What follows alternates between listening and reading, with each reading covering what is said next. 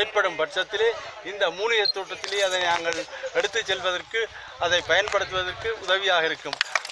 சித்த ஆயுர்வேதம் என்ற 2 வழிகளிலே மருத்துவங்கள் எங்களுக்கு நடைபெறும். சித்த ஆயுர்வேத ஒன்று விஷ்ணு தேவரால் சொல்லப்பட்ட வைத்தியங்கள், அடுத்தது சிவபெருமானால் சொல்லப்பட்ட வைத்தியங்கள். 2ம் தான் இந்த சித்த வைத்தியம் ஆயுர்வேத வைத்தியம் என்ற 2ம் இதற்குள்ளே அடங்குகின்றது. ஆகவே இந்த ஆயுர்வேத மூலிகைகள் மூலம் நாங்கள் எங்களுடைய சமூகத்திலே இருக்கின்ற நோயாளிகள் அல்லது இந்த வருத்தத்துக்குரியவர்களுக்கு தேவையானவர்களுக்கு இந்த மூலிகைகளை பயன்படுத்தி அவர்கள் குணமடைவதற்கு நாங்கள் வழி செய்யக்கூடிய இருக்கின்றது. அதே நேரம் எங்களுடைய கிராமங்களிலே இந்த மூலிகைகள் அழிந்து வருகின்ற நிலைமை இருக்கின்றபடியால் முடிந்தளவு மூலிகைகளை இங்கே நடவணும். இந்த மூலிகை தோட்டத்தை நீங்கள் பார்க்கும்போது மிகவும் ஒரு தண்ணி நிறைந்திருக்கின்ற மூலிகை தோட்டமாக அந்த நிலமாக இருக்கின்றபடியால் இது எப்படி வரும் என்று நான் கூறுகின்றேன் அனைவருக்கும். இந்த நிலத்திலே வரக்கூடிய மூலிகை கண்டுகளை நட வேண்டும். அதற்கு இந்த ஊர் மக்கள் அந்த கண்டுகளை கொடுத்து நட்டு பராமரிக்க வேண்டும். இந்த வறட்சியிலையும் தண்ணியிலேயும் வளரக்கூடிய மூலிகை கண்டுகள் தான் இதுக்குள்ளே நடணும். ஏனைய கண்டுகளை கொடுத்து அது வெள்ளத்திலே அழுது போனால் அதுக்கு பிரயோசனம் இல்லாமல் போகும். ஆகவே அதை செய்யணும். அதே நேரம் எங்களுடைய பூஞ்சோலையும் அப்படித்தான், தண்ணியிலேயும் வெள்ளத்திலேயும் நின்று வளரக்கூடிய பூங்கண்டுகளை நீங்கள் இந்த இடத்திலே நட வேண்டும்.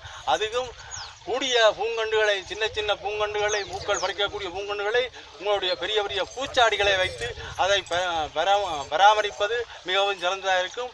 மற்ற தண்ணிக்கு நிற்கக்கூடிய வளரக்கூடிய கண்டுகளை நீங்கள் இந்த இடத்திலே வளர்க்க வேண்டும் என்று நான் தயவோடு கேட்டுக்கொள்வதோடு இந்த ஊர் மக்கள், இந்த கிராமத்து மக்கள் அனைவருடைய பங்களிப்பிலேயும் இந்த மூலிகை கண்டு நடைபெற வேண்டும். அதன் பின்பு நாங்கள் இதை ஆயுர்வேத பிரதேச சபையிடம் ஒப்படைத்தால் அவர்கள் பராமரிக்கவும் அவர்கள் இதை செப்பனிடவும் நல்ல விடயமாக இருக்கும். ஆகவே முதலாவதாக நாங்கள் ஆரம்பித்து இதை கொண்டு நடத்தும் போது எங்களுடைய நிலையை கண்டு அவர்கள் இதை ஏற்றுக்கொள்வார்கள். அந்த வகையிலே நாங்கள் செய்ய வேண்டும் என்று உங்களுடன் தயவோடு கேட்டுக்கொள்வதோடு இந்த கருத்தை முடித்து நாங்கள் மற்ற விடயத்துக்கு செல்வோம் என தயவுடன் கேட்டுக்கொள்வோம்.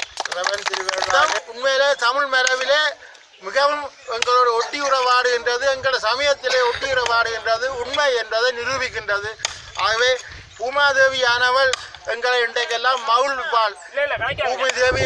பூமியிலே நாங்கள் பிறந்தோம், நாங்கள் பூமியிலே என்ன செய்தோம் என்று உத்தரவாதம் எங்களுக்கு சாட்சி இருக்கின்றது. பூமாதேவி சொல்லுவா, இந்த நிலத்திலே நல்ல பயிர்களெல்லாம் வச்சு மக்கள் பயனடைய உதவினார்கள். அவருக்கு நல்ல திருவள் கிடைக்கணும் என்று அங்காலே அடுத்த புறவிலே எங்களுக்கு இதெல்லாம் வாசித்து காட்டி நல்ல திருவள் கிடைக்கும். மேலும் இப்படியான திருப்பணிகள் நடைபெறும் என்று வேண்டி உங்கள் எல்லாரையும் ஆசீர்வதிக்கிறேன். நன்றி, வணக்கம்.